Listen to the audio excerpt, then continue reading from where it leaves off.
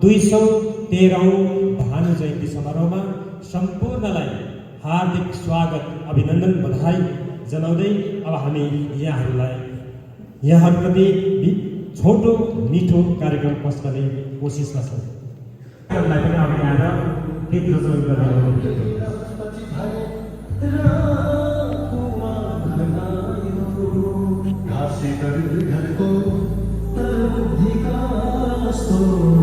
हामी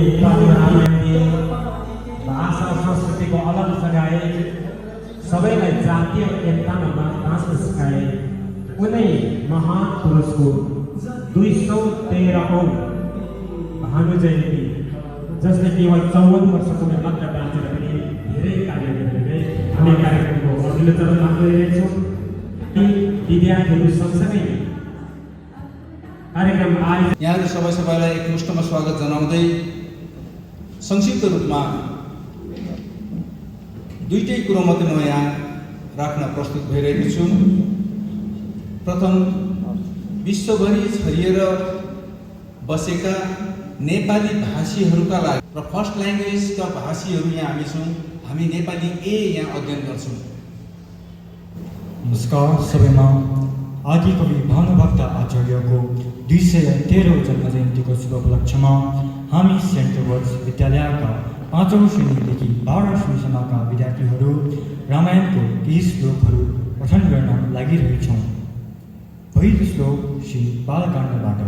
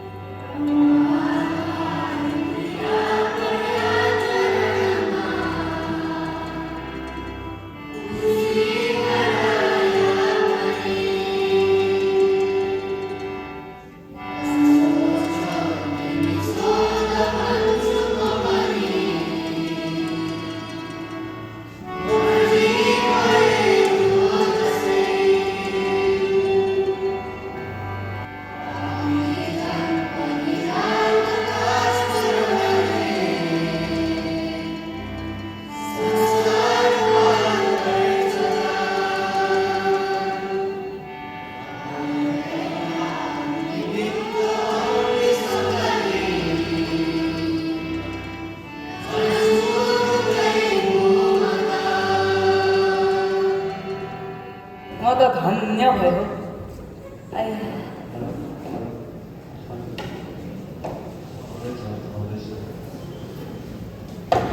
अब मैले दिएको आशीर्वाद त लाग्छ लाग्दैन, तर भानुभक्त ज्यूको आत्माले चाहिँ पक्का तिमीहरूलाई आशीर्वाद दिनेछ। हो गरे है। ल आशीर्वाद छ मैले भाइ। हन तिमीले सुनेनौ र यहाँ अहिले कस्तो मिठो रामायणका श्लोकहरू वाचन भए, कान सुनिँदैन कि क्या हो? लो मरिगयो म त त्यही सुनेर आएको, आउँदै ढिलो भएछ र पो त हौ दाजु। फिलहाल अहिले सकिहालेको त छैन, तिमी ठिक समयमा आइपुग्यौ। कक्षा 11औं कको विद्यार्थी र मेरो कविताको शीर्षक रहेको छ इन्टरनेट।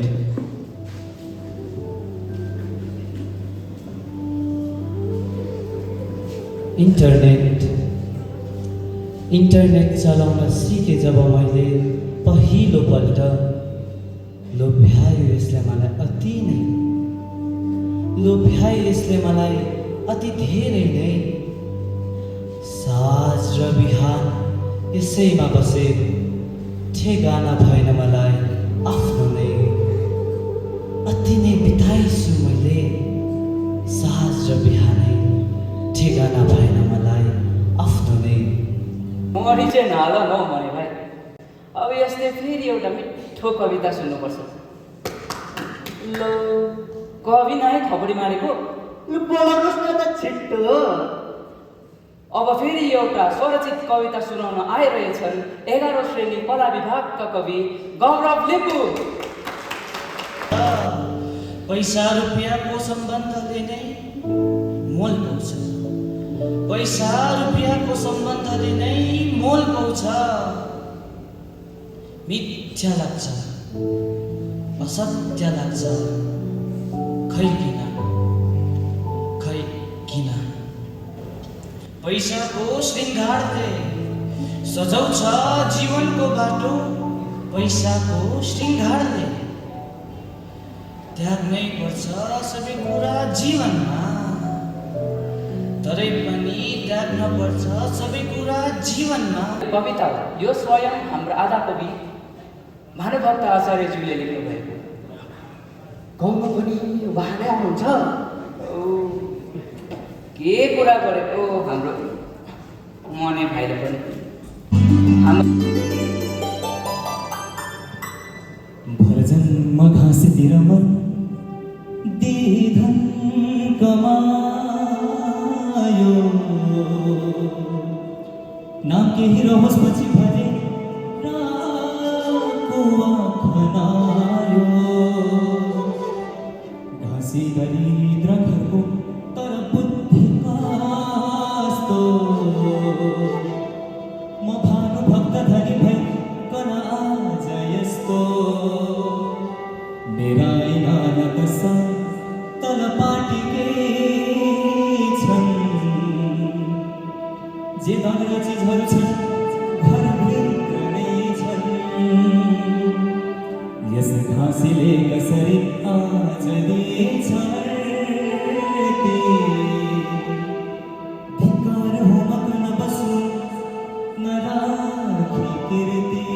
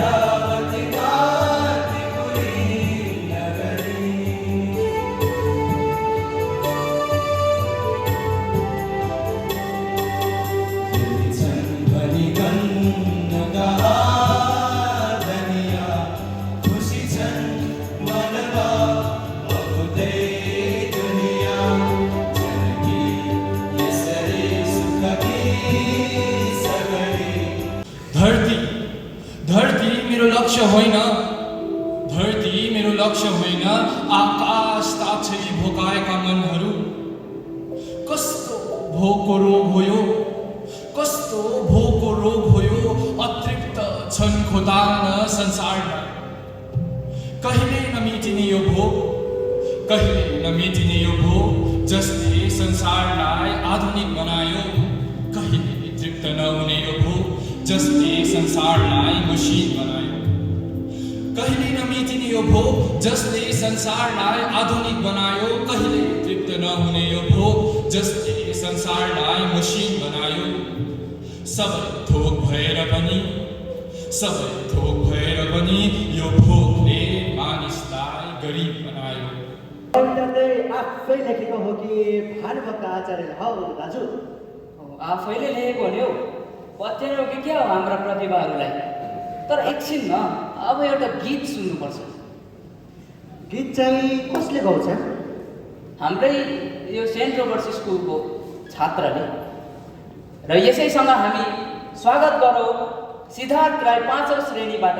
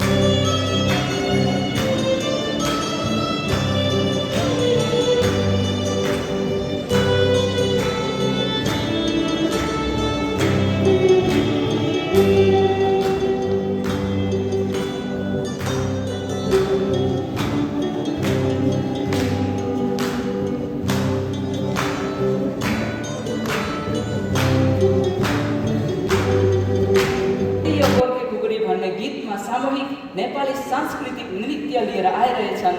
हाम्रो माने भाइले हुरुक्क बनाएर लैजाने चपला अबलाहरू।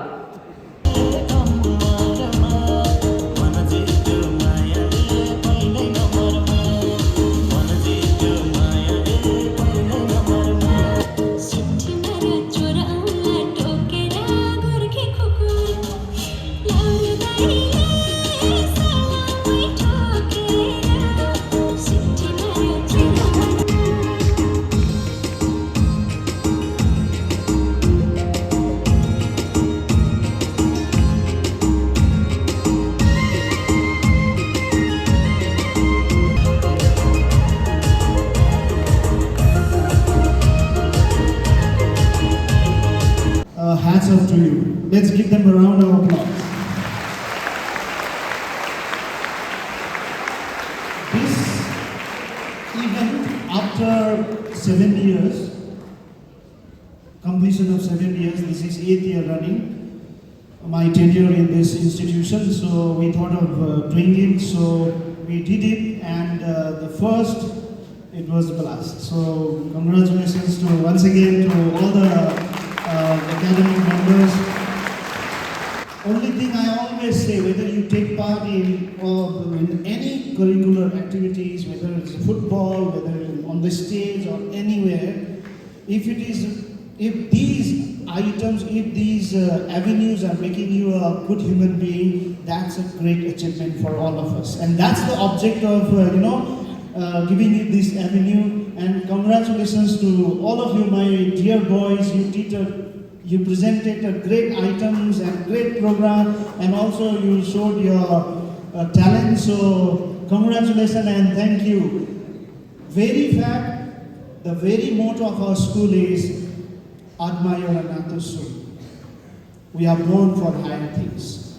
And I think the first event that we have definitely, give us that gravity, that give us that meaning that we are born for higher things. So we are born for higher things. So once again, big congratulations to all of you.